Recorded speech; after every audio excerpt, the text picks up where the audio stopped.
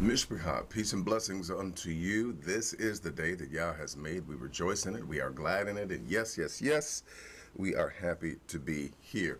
Hey, this is Yom Arba'ah or Yom Arvi'i, whichever way you want to say it, day 4 or the 4th day. But hey, we're glad to be here, and we're going to have a discussion regarding the Torah portion for this week. And with that, hey, let's go ahead and let's get ready. Let's get ready. You know what we do. You know what we do. Here we go.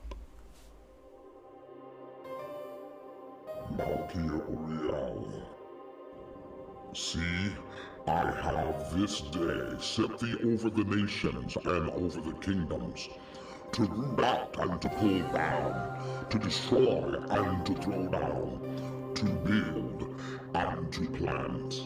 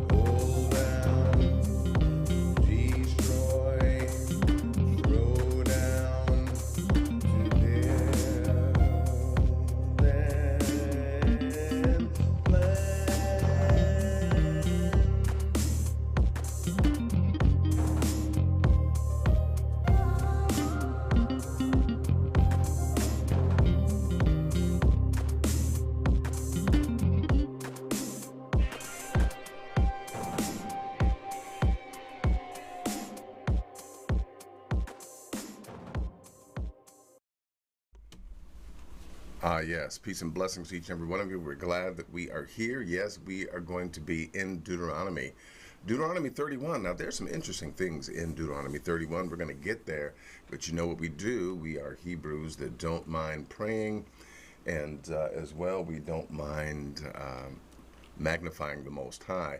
And so we're gonna go ahead and we're gonna go in and let's just go ahead and pray unto the Most High. Let us prepare to pray. And when we do that, you know what we do? We take care of any spiritual unfinished business that we may have, and we make sure that we are ready to go before the Most High, right? So here we go. Let's get ready. Let's get ready.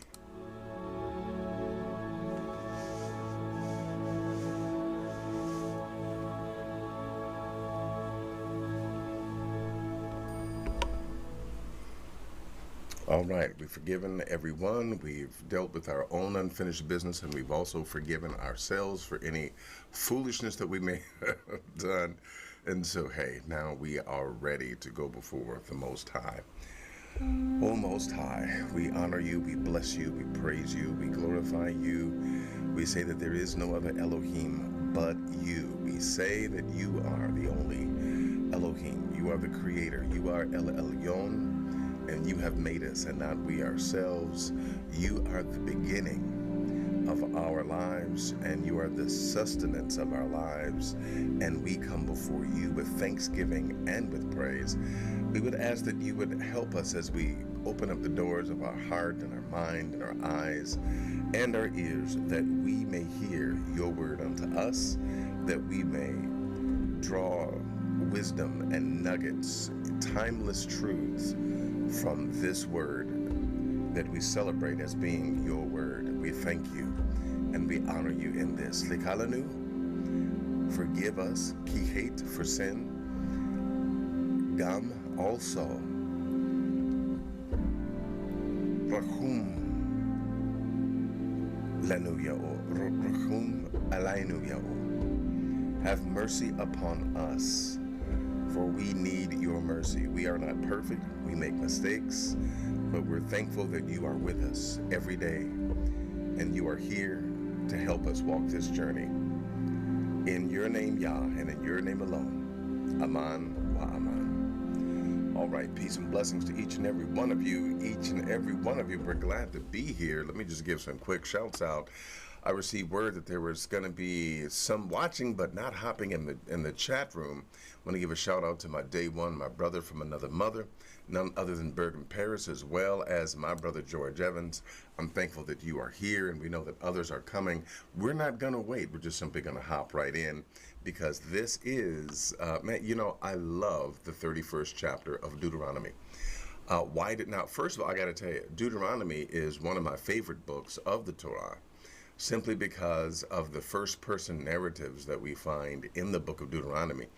And it is refreshing to me, because this is how a story, you know, you would think and imagine a story being told by someone would be told in this way. It has the flavor, if you will, in these first-person narratives.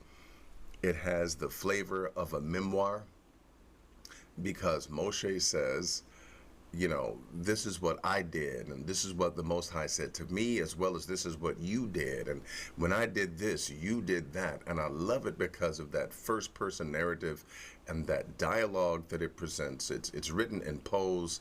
There's a little bit of, in some of the Torah, there's a little bit of poetry, but for the most part, Deuteronomy is, the majority of it is prose, and I love it. I absolutely love it, because it's fascinating and it's amazing. So let's take this journey.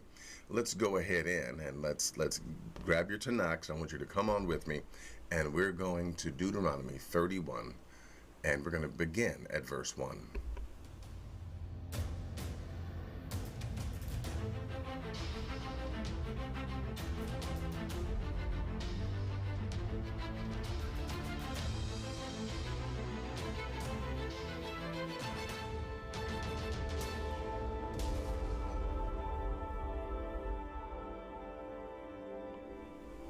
All right, so here we are. We're ready to go into Deuteronomy 31 now, because you are supposed to have read it. I'm not going to read every word, but I do want to point some things out to you, some things that are worthy of our concentration. Now, I'm going to begin at verse number 1. It says, and as we take a look here at Deuteronomy 31, it says, and Moshe went and spake these words unto all Israel. And he said unto them, I am 120 years old this day. I can no more go out and come in. Also, Yah has said to me, you're not going to go over this Jordan. Now, I want to pause right there, because this, to me, this is very sobering. It accentuates the point that I made, that Moshe knows that these are his last days. He's already alluded to the fact that even though he was 120, and it says that his forces did not abate. Now we see that since the Most High has told him that he's not going to go over to the mountain, he's not going to go over the Jordan, he's not going into the promised land, and that he's going to die on that mountain, we have reason to believe that it is then that his forces began to abate. And now he says, I can no longer come in, I can no longer go out. Moses senses his decline. Moses senses his demise. And because he has been with the Most High, and because if you'll remember, in Numbers, the 12th chapter, when the Most High put of the spirit that is on Moshe, he put that on the 70, that all of them began to prophesy in the beginning, right? Meaning that they were beginning to speak by inspiration of the Most High. And there were two, Eldad and Medad, that continued, because the emphasis is that they were of the prophets guild, they were of the prophets band, and there were many more prophets in Israel, but that is not our topic for tonight. But here is my point. Moshe had the ability, at least some ability of insight, and I do believe that Moshe knew that he was definitely on the decline and that his time was soon coming. With that being the case, he said, I can no longer come out and go in. He says, look, I know that I'm not going over this Jordan. And so here in Deuteronomy, Moshe has been really, as if this is his last chance to fulfill his life destiny and his purpose. He's really going at it with everything that he has. So now let's take a look at some of the other sobering words that Moshe will tell us in verse number 3. It says, then Yah, Eloheka, the Lord your God, He will go before you, and he will destroy these nations from before you, and you shall possess them. And Yehoshua, he shall go over before you, as Yah has said. What I like about this is there is already a successor that has been chosen, and it is none other than Yehoshua ben Nun. It is none other than Yehoshua, who's already been named. Now, in this, I want to say, the Most High always, again, he prepares us well in advance. I don't know why we feel as if, it has to be left up to chance. We have to wonder who's going to take his place and who's going to be the next one. Listen, please get this out of your mind. These are Christianisms that have imposed their uncertainty over our writings and over our system and over that we understand to be the way that the Most High has shown us through his word in the Tanakh.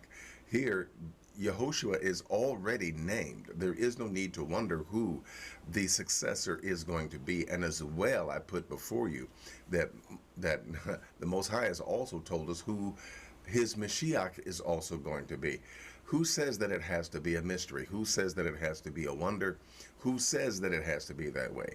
Well, those are Christianisms, if you will, where you're left to guess, you're scratching your head, and you don't know. Well, it's not that way with the Most High, because he names who he wants to be his successor. And so here we are. Moshe names Yehoshua. And please keep in mind, Yehoshua now steps up to the mic after having served Moshe for decades.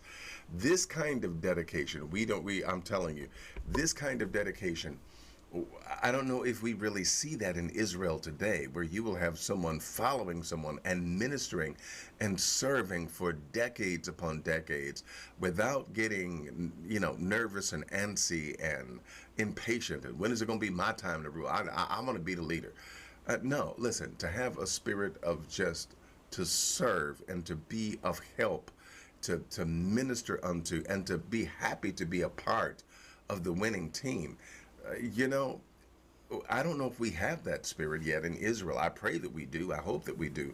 But many a times I feel like this is what's needed, where an individual will serve and be there without their hands out saying, well, it's my turn. Give me. You owe me. No, this is not the spirit of Israel. Yehoshua served Moshe for decades, and now it's his turn.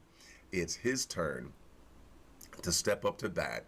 And so the Most High said that he's going to be the one. Notice, and Yehoshua, he shall go over before you, as Yah has said. So Yehoshua was not appointed by Moshe. Yehoshua ben Nun, he was appointed by the Most High. Now, out of this, okay, let me just pause for a minute and let me just ask a question here, okay? Because let's put this into a practical practice.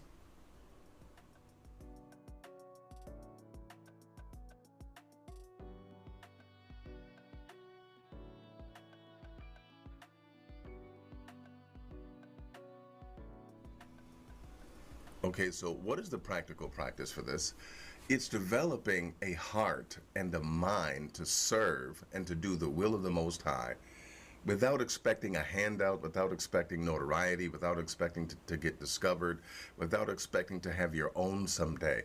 But it's the ability to serve for the joy of being and serving and being on the winning team with the Most High. This is the spirit. This is the spirit of Israel. We are to serve the nations, and we begin by serving each other, by being of help to each other, by lovingly sharing the truth, by lovingly sharing what the Most High has given us to share, so that we may lead our brothers and our sisters into righteousness. So here is the practical practice. Ask yourself this question: who have I helped this week, or who have I helped today? And ask yourself this: did I do it for selfish reasons? Did I do it because I wanted something? Did I do it because I wanted them to owe me one? Or am I truly serving from my heart? Am I serving as the Most High would want me to serve Israel? Am I here for my brothers and my sisters? Am I really here for my brothers and my sisters? Do I really care about my brothers and my sisters? Or do I just, see them on Facebook and say hi and then go my way? Do I reach out to them? Am I concerned about them? Am I trying to help them? Do I call them and say, hey, is there any way that I can help you? This is the spirit of service that we are to have in, yes, the spirit of service that we're to have in Israel. So let's move on. So as we continue here with verse number 4, okay, we continue here with verse number 4, and what do we see? We see in verse number 4, it says, and Yas shall do unto them as he did unto, and then here are their street creds right here, Sihon and to Og, or Og. Sihon and Og, we know that they came against us, but the Most High showed that, yes, he definitely takes care of his own. Now, after this, I want you to see something here as we skip down to verse number 8. It says, and Yah, he it is that does go before you. He will be with you. He will not fail you. Now, again, please keep in mind, Moshe is trying his best to instill these things in Israel, because he understands that he is getting ready to go. He's getting ready to leave, and so he's got to get these lessons into the minds and the hearts of these his people. He's got to get that into their minds and their hearts before he goes. Give me just a second. We're going to pause for station ID, and we will be right back.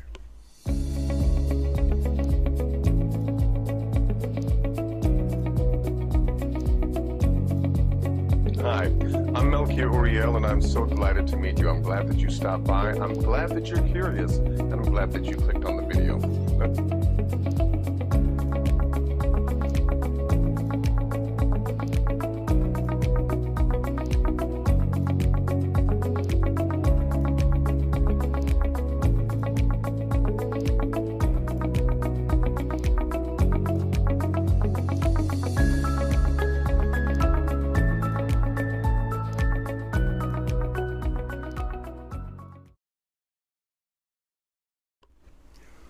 All right, so as we continue, let's go ahead and continue here. Look at, if you will, look at verse number 8, and where it ends. It says that he will not fear you, so you don't need to fear, neither do you need to be dismayed.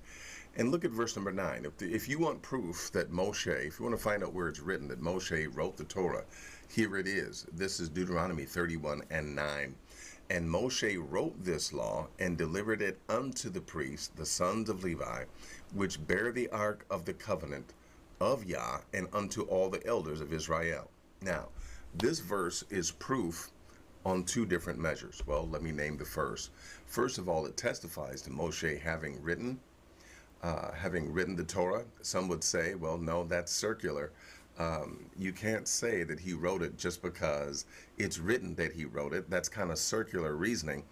Others would say, well, I mean, this is the testimony that he wrote it. But in this, I see where I do not believe for a moment that Moshe wrote verse number 9.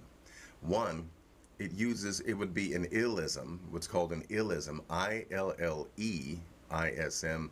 It would be an illism for Moshe to write of himself in the third person, which is what we would see here in verse number 9. But not only that, it shows us that there were others that added to or that wrote in order to expand and expound and to help us to understand some things in the Torah. So these additions do not take away from the Torah. They do not take away from it, but they give us an understanding. Like in verse 9 here that says, and Moshe wrote this law and delivered it unto the priests, the sons of Levi, which bear the ark of the covenant of Yah, and unto the elders of Israel. I'm glad that they wrote this. I'm glad that they inserted this, even though Moshe did not insert this. I'm glad that they inserted it. Why? Because it gives us an understanding of the structure and the hierarchy within Israel. It gives us an understanding of how we ourselves are to function and flow, as a community. We are to, first of all, the one in charge speaks to the elders, and the elders speaks to those priests. The elders speak to those who are captains over hundreds, fifties, and so forth and so on. And the priests, they share it amongst themselves, but everyone is brought in together as a whole. So it goes into the house of the Most High by means of the priest, but then it also goes out to the people by means of the elders. Here you see that there were two different branches, if you will, of understanding and two different branches of embracing the Torah, and that you have, yes, you have the elders, but you also have the priests whose job was to actually teach the Torah. And so here we go. Here we go.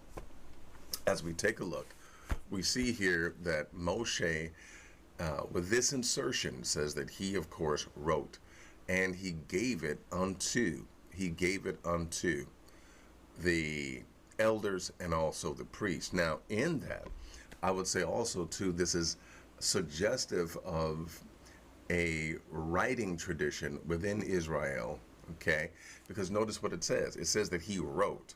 So this is basically gives us an understanding that there was a history, if you will, in our cultural memory. There is a history of literacy in our history, okay? As we continue here, verse number 10, and Moshe commanded them, saying, at the end of 7 years, and the solemnity of the year, it shall be the year of release in the Feast of Tabernacles, when all Israel is come to appear before Yah Eloheka, the Lord your God, in the place which he shall choose.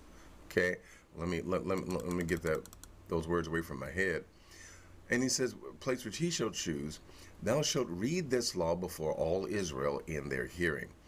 Gather therefore the people, the men, the women, and the children, and the stranger. These are two groups that a lot of times people want to, minimize. But he says that you grab the men and the women and the children and the stranger that is within your gates, that they may hear and that they may learn and fear Yah, your Elohim, and observe to do all the words of his law. And that the children which have not known anything, okay?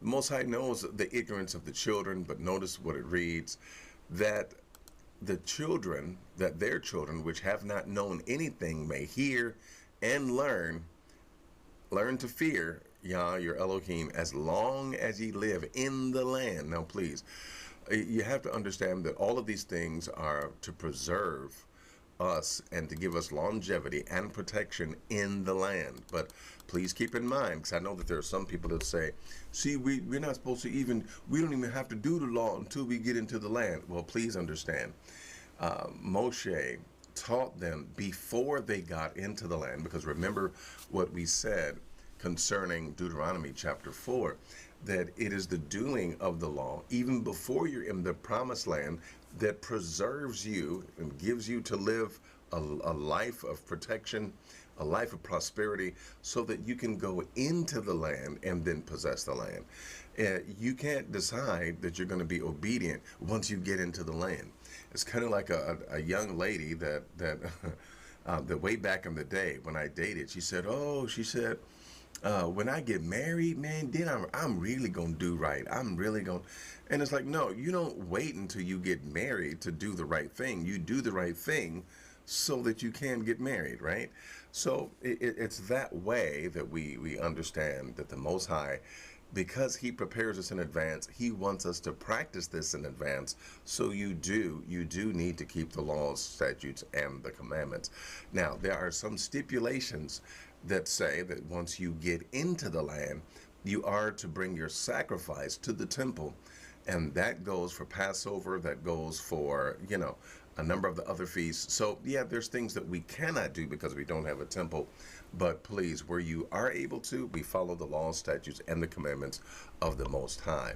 As we continue forward, Moshe reiterates in verse number 14, he says, Yah said unto Moshe, behold, your days approach where you must die. How sobering is that? How sobering is that? That is very sobering, right? Call Yehoshua and present yourselves in the tabernacle of the congregation, that I may give him charge. Now, wait a minute. I need you to understand something here. Even as we read the end of this verse, it says, and Moshe and Yehoshua went and presented themselves in the tabernacle of the congregation. So please understand that even though the Most High has already told Moshe who's going to be his successor, there still was a ceremony. There was pomp, there was circumstance, there was the legality of it all. There was the, if you want to say it, an official charge and an official setting forth. It wasn't just, oh, I know, I got, I got this, I got it.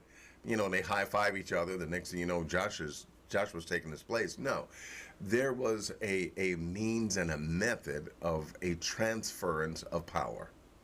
That's what this was about. The people needed to see and the people needed to understand that Moshe was willingly passing the baton, so to speak, that he was willingly passing the baton, and that he was definitely giving unto Yehoshua that he needed, which was a declaration in front of the people to understand that, yes, the Most High has chosen him to lead, so that there would be absolutely no confusion. And you see here that not once did the children of Israel, I don't see where once they rose up against Yehoshua like they did Moshe. But notice, Moshe received his charge alone in the desert, okay, in Midian. And so the people questioned, right, even though there were signs. But you see, Yehoshua did not do signs like Moshe did, but yet because of this public inauguration, it was never challenged. They never challenged Yehoshua. They never said we're going back to Mitzrayim, and they understood that he was the leader. There is something to be said for a public display and an official display of a transference of power, okay? And so there has to be a physical appointing in Israel. Please keep that in mind, okay? Well, as we continue, here's what happens. Verse number 16, and Yah said unto Moshe, behold, you shall sleep with your fathers, and this people will rise up and go a-whoring after other Elohim of the strangers of the land, whether they go to be among them, and will forsake me and break my covenant, which I have made with them. Verse 17. Verse number 17. It reads, then my anger shall be kindled against them in that day, and I will forsake them, and I will hide my face from them. Yep. And they shall be devoured, and many evils and troubles shall befall them, so that they will say in that day, are not these evils come upon us, because our Elohim is not among us? And I will surely hide my face in that day for all the evils which they shall have wrought, in that they are turned unto other Elohim. Now therefore write, this is a commandment from the Most High to Moshe, now therefore write you this song for you, and teach it to your children, the children of Israel. Put it in their mouths, that this song may be a witness for me against the children of Israel. Now, you may wonder, well, okay, so wait a minute. So what's going on here? Please understand that it is the Most High that understands our psyche and the makeup of our being far more than we do.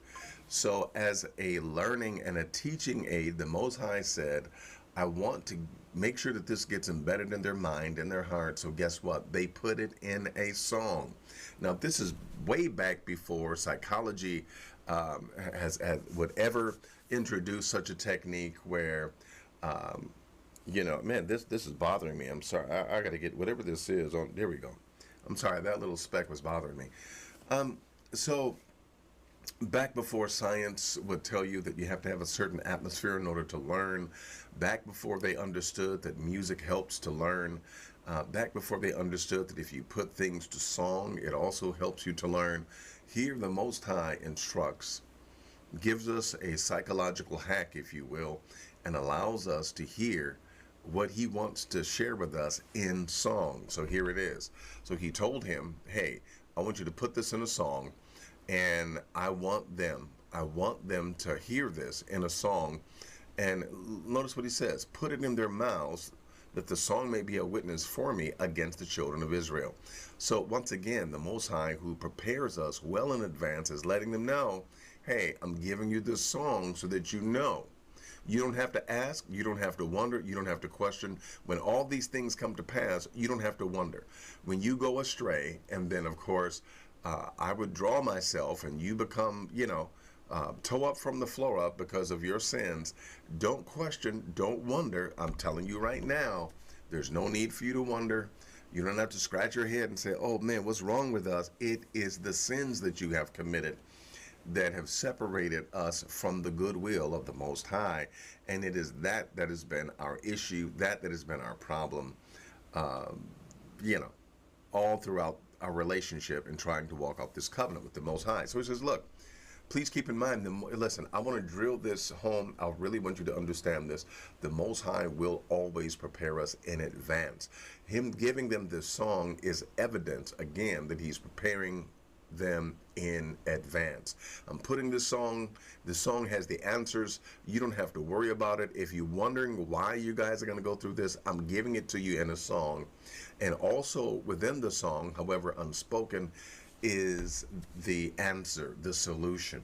If you keep his laws, statutes, and his commandments, then those things won't come upon you and you will have the favor of the Most High.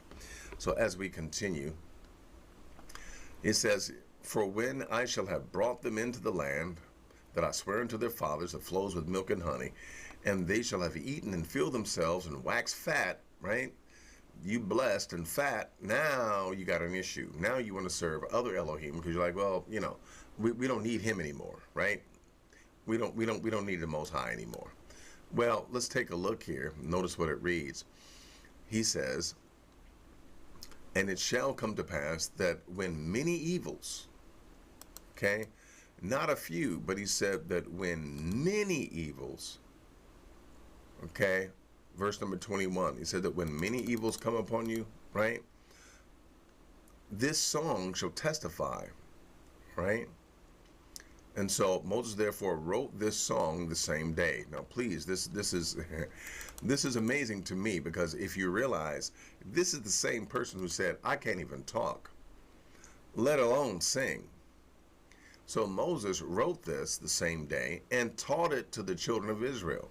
And he gave Yehoshua the son of Nun a charge and said, be strong and of good courage, for you shall bring the children of Israel into the land which I swear unto them, and I will be with thee.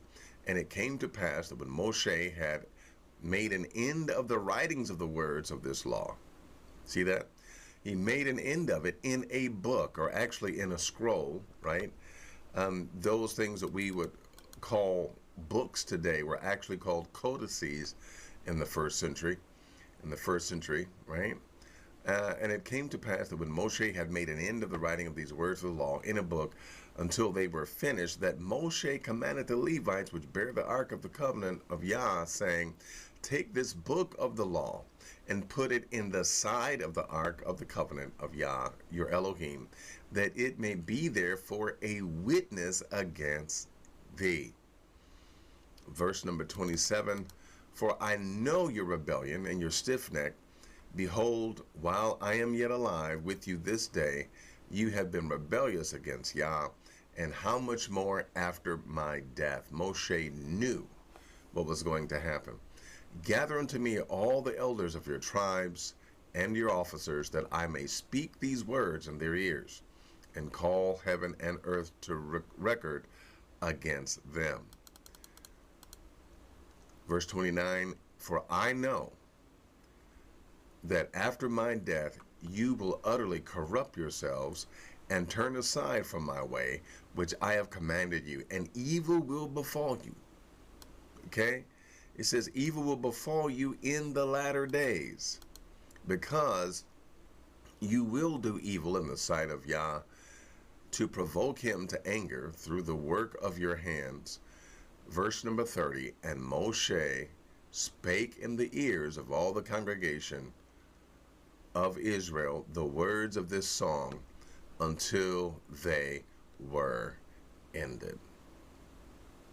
So we're not going to get into the song just yet, but please understand that this has been the Torah portion. And so when I return, we will open up for questions about this Torah portion. Be right back. There are increasing numbers of Hebrew Israelites all over the world, from Asia to Africa, from Mexico to Germany. There are Hebrew Israelites that are coming together as a nation and as a family, and you are needed. You are needed to take your place as the educator of your families, your sons, your daughters. So we want you to enroll in Navi Beit University so that you can take your place in the kingdom. Now is the time to prepare to create Hebraically centered scholars. All right, we're going to go ahead and open it up for questions. We're going to open it up for questions, and I wanted to make absolutely sure that we have time to answer a couple of questions if we have questions. And I wanted to make absolutely sure of that. With that being the case, we're going to, let's do this. We're going to open it up for questions. You can ask your questions. I'll give you a few minutes to do so, right? And if you don't have any questions, we'll close it out, right? We will close it out, and we will go from there. The call-in line is open, and you can now ask your questions.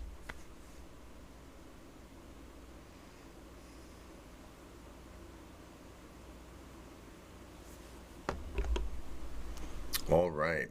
I think that, in fact, let me do this. I think that we do have our first question from my brother George Evans.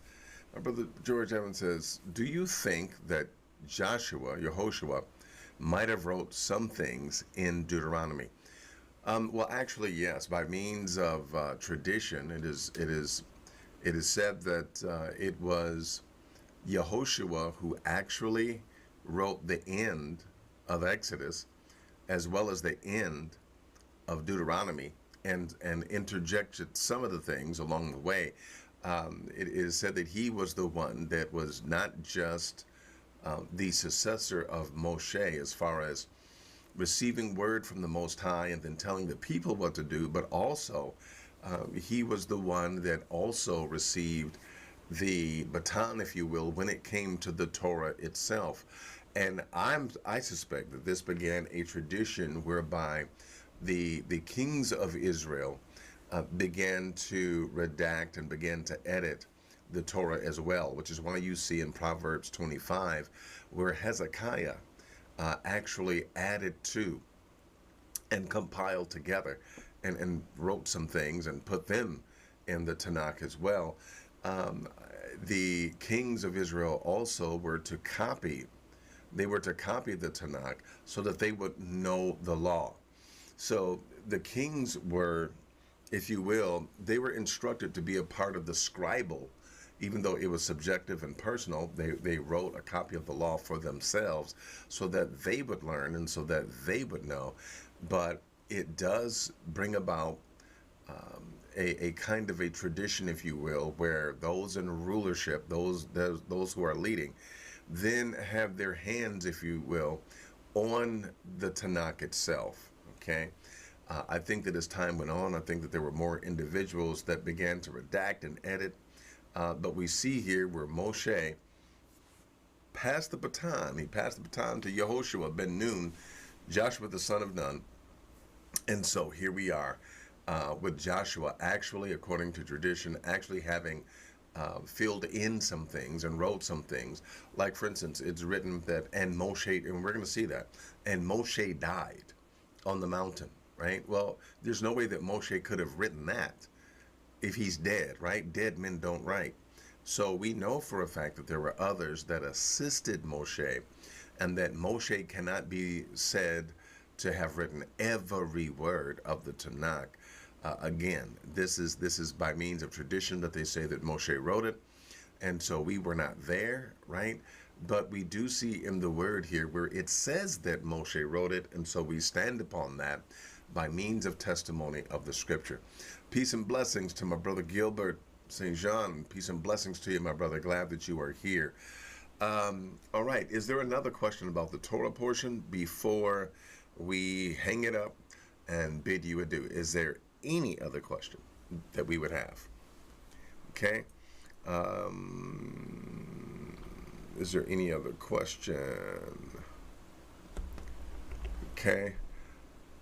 I'm even going to do this. If I can find what I'm looking for. For those of you wondering what our Torah portion has been, this has been our Torah portion. Okay, Deuteronomy 31, 1 through 30. Deuteronomy 31, 1 through 30. Okay? And keep in mind, Yah willing, next week is going to be chapter 32, 1 through 52. That's 32, 1 through 52.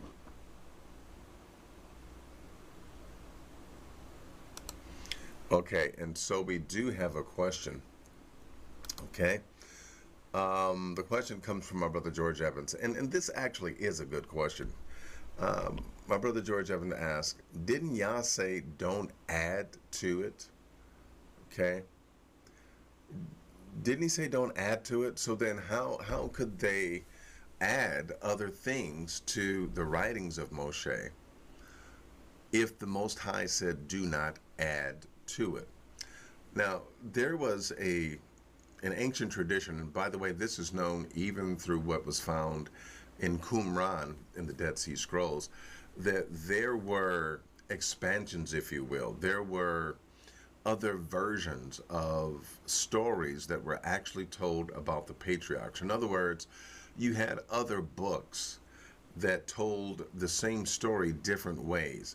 One of these is, for instance, the Book of Jubilees. The Book of Jubilees has been in the minds of people almost like an expanded Genesis, if you will, an expanded version of Breshit, Genesis.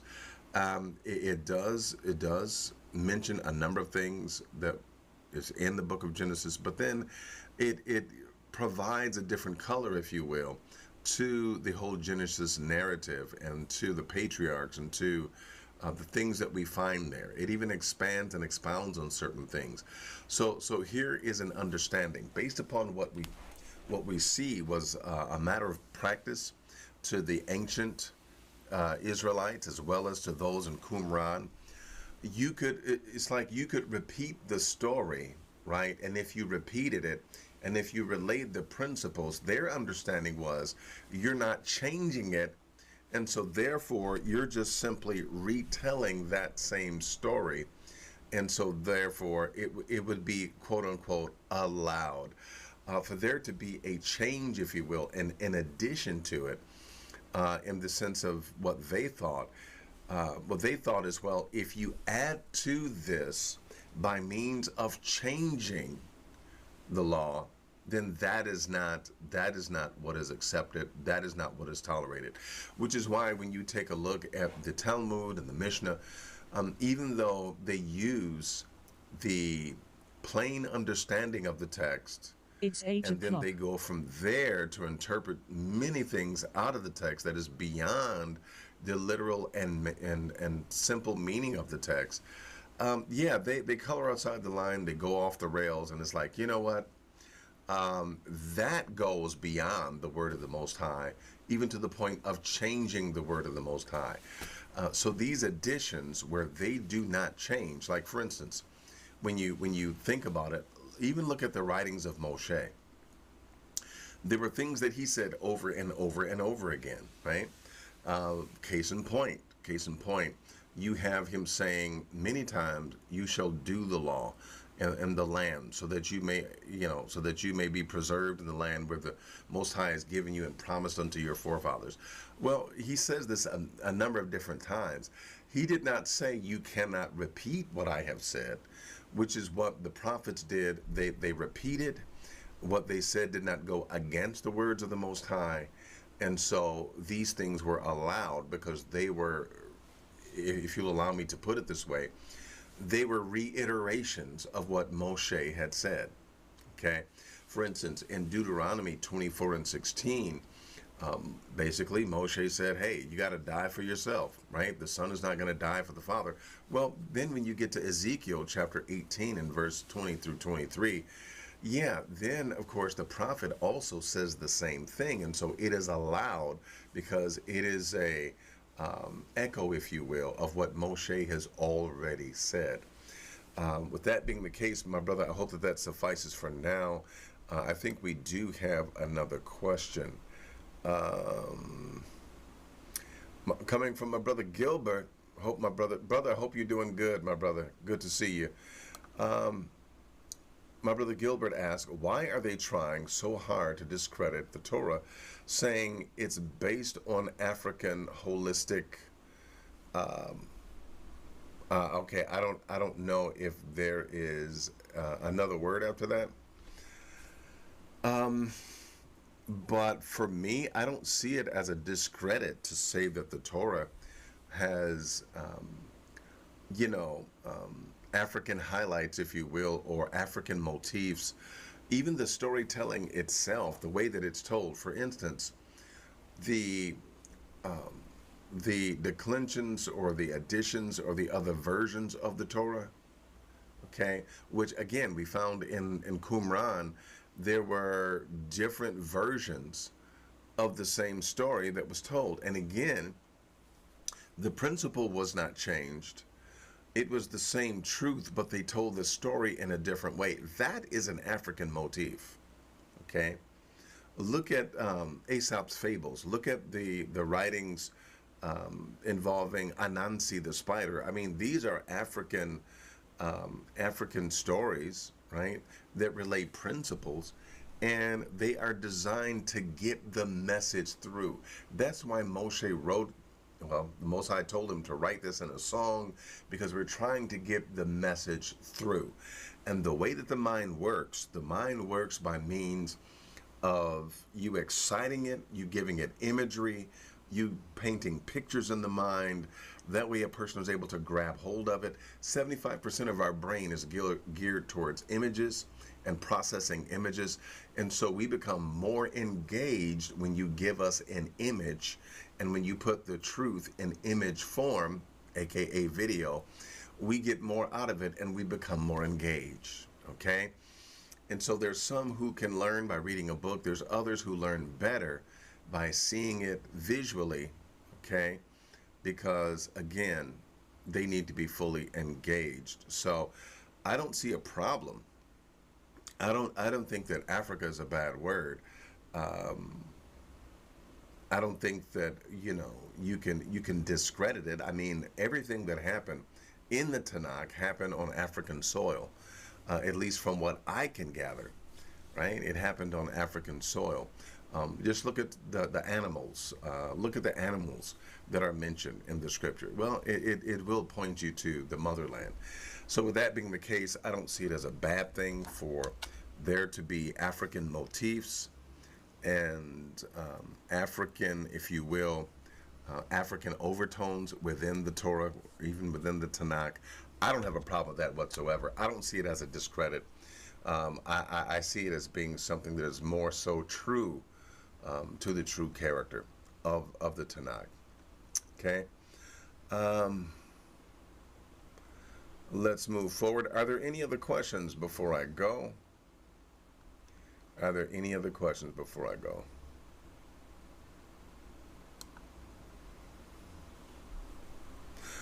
Yeah. My brother said, well, yeah, they said it's about different African gods and deities. And I know. And right now there seems to be and I'm doing some research on it, but there seems to be an understanding of Israel being more henotheistic than monotheistic. I think that this is the narrative that's coming forth, and I want to research it. I want to dig into it before we weigh one way or another. Again, I'm a lover of truth. I'm a lover of the word of the Most High, and I will continue to dig so that we can come to a consensus and then go from there. Um, I understand that, yeah, that there's a lot of research. You have a lot of people saying this, a lot of people saying that. And you do have to be careful of even who's on YouTube. They may sound intelligent, they may make a good point, but you need to try everything and weigh everything. You really do, which is why you need to do research yourself. You really do need to do research yourself, right? I've come across some things that I'm like, wow, some things that trip me out when I hear it on YouTube. So you really have to watch, you really have to study, and you really have to make sure, right? Really have to make sure. And by the way, they're also discovering that a lot of the comics, if you will, a lot of the comics are supposedly written as a means of expressing the life and the character of the Orishas. Okay, the Orishas are the quote unquote gods of Ifa.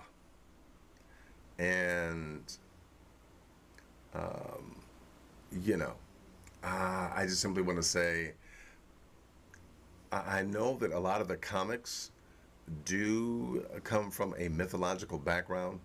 I've mentioned in the past that Superman, the motif for Superman is found in two individuals mainly, and that is Haru of ancient Kemet and Yeshua ben Yosef, called Jesus by the Greeks and the pagans, which is amazing. When you watch some of the Superman movies, you'll see him out in space just listening to all the cries of the people, which is supposed to be the, like the Most High, listening to all the prayers of the people. And yes, my sister Jacqueline Bugs, glad that you're here. That does include anime. It includes anime. Um, my brother asked me, Israel uncovered by African Exodus. Yeah, I started watching that, but I have not finished, and I like to dig into it and to research. But I am going to pick that up again. Thank you, my brother. I am going to pick that up again and finish that. And because I think you mentioned that before, so I do want to do it justice. Let's see. Do we have any other questions, my brothers and my sisters? Because I think I'm about to skate. I'm about to scoot. I'm about to skedaddle. Let's do this. We're going to go into another break, and then we will be back. And if there's no questions, we'll just simply close out. Be right back. There are increasing numbers of Hebrew Israelites all over the world, from Asia to Africa, from Mexico to Germany. There are Hebrew Israelites that are coming together as a nation and as a family, and you are needed. You are needed to take your place as the educator of your families, your sons, your daughters. So we want you to enroll in Navi Beit University so that you can take your place in the kingdom. Now is the time to prepare to create Hebraically centered scholarly materials to educate others, to teach your family, to teach your sons, your daughters, to teach the young, to teach the old, and to bring them into the knowledge of the Most High. The Most High is gathering us together as He has promised. So enroll in Navi Beit University, connect with the administrator and the registrars, and enroll today for just $35 for a bachelor's per month, or $45 for a master's, or even enroll in the doctorate's program. You can get a degree with a Hebraic focus at Navi Beit University. Hebraic education, undergraduate, graduate, and specialty courses.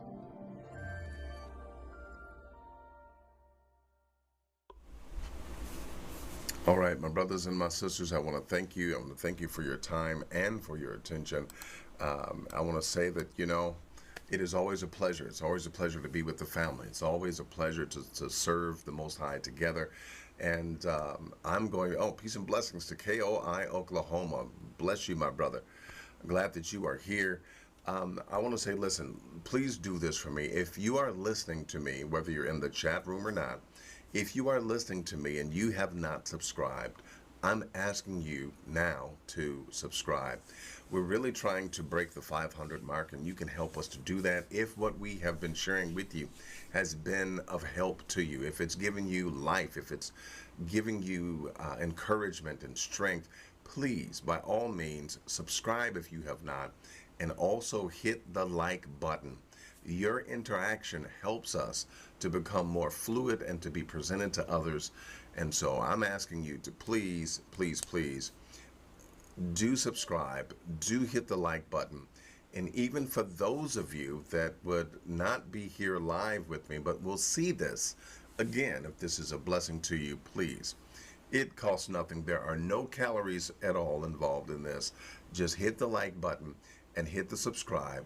And of course, then we will be able to come to you with the truth as it has been revealed and studied and exegeted by us.